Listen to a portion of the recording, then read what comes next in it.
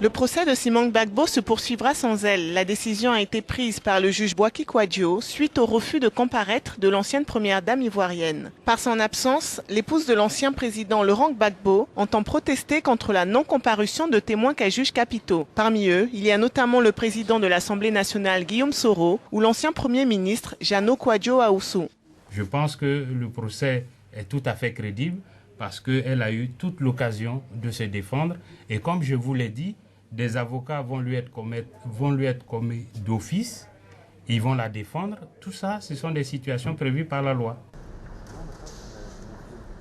Mais les avocats de Simon Gbagbo ont fait savoir que le procès ne peut se poursuivre sans sa présence, ni celle des témoins qui ne se sont pas présentés aux audiences précédentes. Mais si la défense de Mme Gbagbo ne participe pas à ce procès n'est plus crédible. Si Mme Gbagbo n'assiste pas au procès, ce procès n'est plus crédible. Simon Gbagbo, qui purge déjà une peine de 20 ans de prison pour atteinte à la sûreté de l'État, est poursuivie pour crimes de guerre et crimes contre l'humanité. Elle aurait notamment participé à une cellule qui organisait des attaques menées par des milices et des groupes armés.